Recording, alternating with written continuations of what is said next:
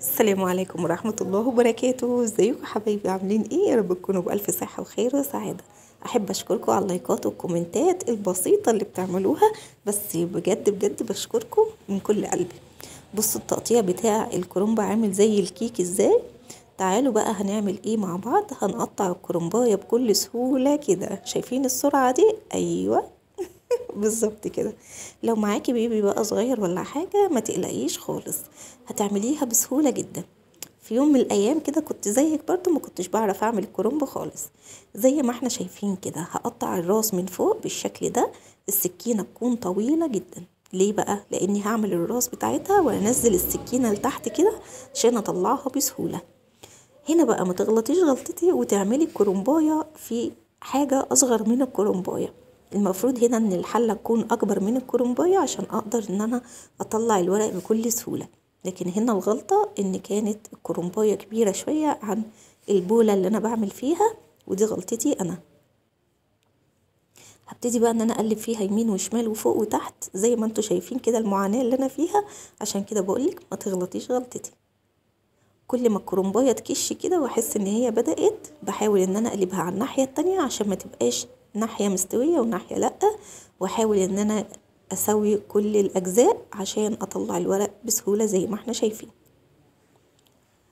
وبالشكل ده هبتدي اطلع بقى ورقة ورقة. كل ما تلاقي الورق بيفك كده خلاص هو على فكرة كده استوى، ولسه هياخد سواه كمان في الحشو. فما تخلوهوش يتهري. لو اول مرة تشوفي او اول مرة تعملي الكرنب من البنات المبتدئة، اسمعي كلامي وما تغلطيش غلطتي. تعالوا بقى نشوف التقطيع بتاع الورق برضو بكل سهولة. هبتدي ان انا اضيف الورقة كده وافردها عشان ما يبقاش ناحية وناحية. هبتدي افرد الورق من فوق ومن تحت كده واحطه على بعضه زي ما احنا شايفين. يعني هتنيه، هخليه على 2، وهبتدي ان انا افرد الجوانب بالشكل ده. شايفين انا عاملاه ازاي؟ يا رب يكون واضح معاكم. ما تنسوش اكتبولي في الكومنتات لو في حاجة مش واضحة، ولو في حاجة تحبوا النقد فيها انا بقبل النقد بكل احترام. وهبتدي ان انا اقطع كده بالشكل دوت العروق اهي. شايفين؟ طبعا العروق دي مش هنرميها، خليها وهنشوف مع بعض دلوقتي هنعمل ايه. ممكن تحاولي ان انت تلفيها رول كده بالشكل ده وتقطعي. تمام، دي طريقة وهنعملها برضو مع بعض دلوقتي، لكن انا بوضح لك ممكن تعملي ايه. وممكن تقطعيها بالشكل ده. انا بصراحة بحب الطريقة دي جدا، وهبتدي بقى ان انا اقطع كده اهو. وهنشوف بقى على حسب الصباع اللي انت عايزاه اهو. انا مش عايزاه كبير، انا حباه كده معقول. بقطع بقى بالشكل دوت. ولو شايفة ان الورقة انا حاسة كده الورقة طويلة، هبتدي ان انا اقطعها كمان نصين، لان كده كبيرة في الطول مش كبيرة في العرض، كبيرة في الطول اهو. هقصها هقطعها 2 كده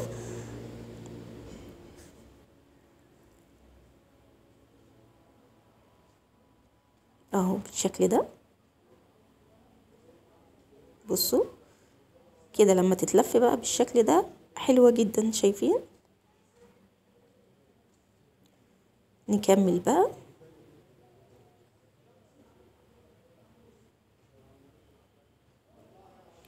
اهو. بصوا بقى الورق كبير، ده الورق اللي كان من بره خالص كبير قوي، تحسوه كبير قوي كده.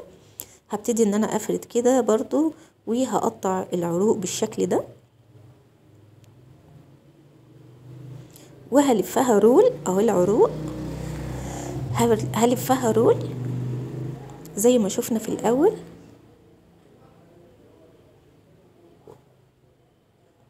بالشكل ده.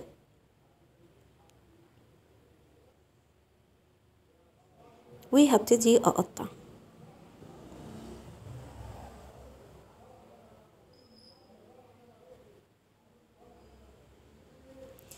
بصوا كده زي ما بنعمل الكرنبايه في العادي خالص، زي ما كنا بنسلق الكرنب الاول خالص، الطريقه العاديه التقليديه اللي احنا عارفينها. وهنبتدي ان احنا نعمل كده ونقطع الحجم بقى اللي انت عايزاه اهو. بصوا كده اهو، سهل ولا مش سهل؟ وهترص وخلاص على كده. لكن بصراحة الطريقة اللي انا بحبها هنشوفها مع بعض دلوقتي، وهي دي افضل واحسن من ده بكتير. وتقدري ان انت تشيليه زي ما هو كده وتحطيه في اطباق وتشيليه في الفريزر، وكده انت بتخزني الكرنب بكل سهولة. هنقطع بقى كده اهوت. دي الطريقة اللي انا بحبها جدا، وكمان بتكون مخلية الورق معايا متساوي ومرصوص فوق بعضه